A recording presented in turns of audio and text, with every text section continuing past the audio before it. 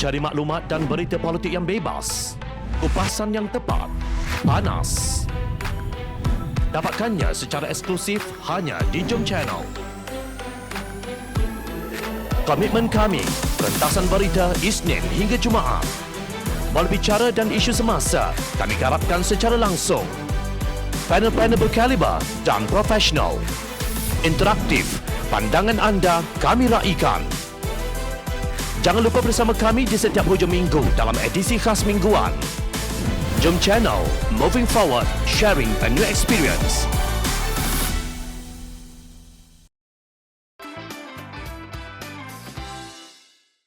Menteri tak perlu melencong ke Hagia Sophia.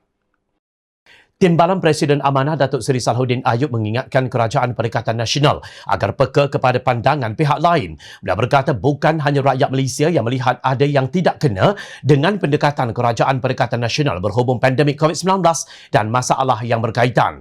Giliran syarikat asing pula bersuara.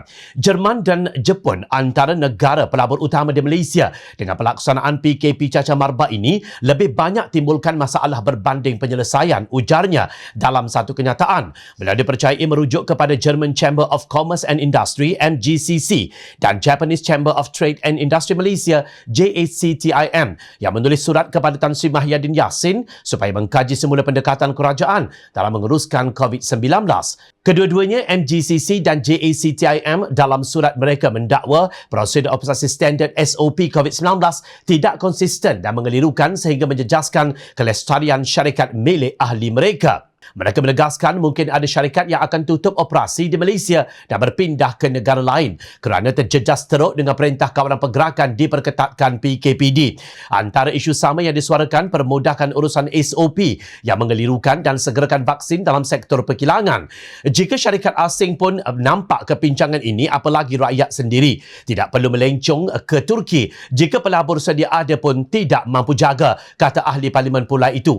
Baru-baru ini Menteri Perdagangan Antarabangsa dan Industri MITI Datuk Seri Azmin Ali dilihat bergambar di bangunan ikonik Turki Hagia Sophia. Posting yang menerima banyak kecaman netizen itu telah dipadamkan. Azmin difahamkan berada di Eropah untuk lawatan rasmi anjuran MITI. Bagaimanapun bekas Menteri Pertanian dan Industri Asas Tani itu tidak teruja dengan lawatan Azmin itu. Jangan nanti yang dikejar tidak dapat yang dikendong berciciran pula.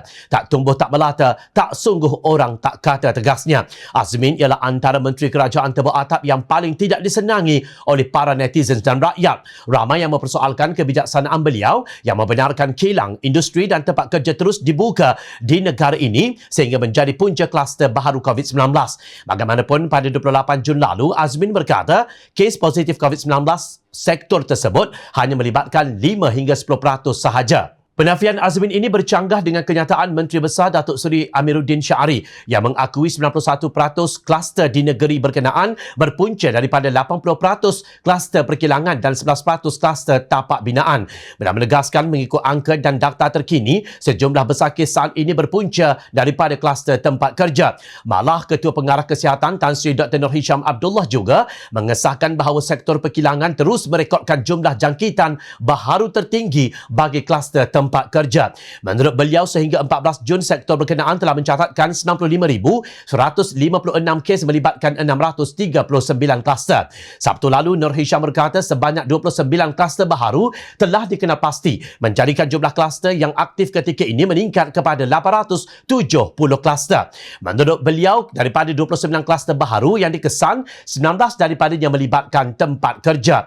Justru jika beliau dikecam kerana meninggalkan negara pada saat ini, ia hanya menggambarkan pemerhatian rakyat yang prihatin. Rakyat bosan dengan penderitaan berpanjangan yang ditanggung mereka akibat COVID-19, sementara pemimpin berjalan ke sana ke sini entah apa tujuannya kerana tiada ketelusan setelah parlimen digantung. Azmin yang didakwa sebagai dalang langkah Sheraton bijak merancang pemberontakan tetapi gagal sebagai menteri, sebagaimana kegagalan Perikatan Nasional yang ditungganginya.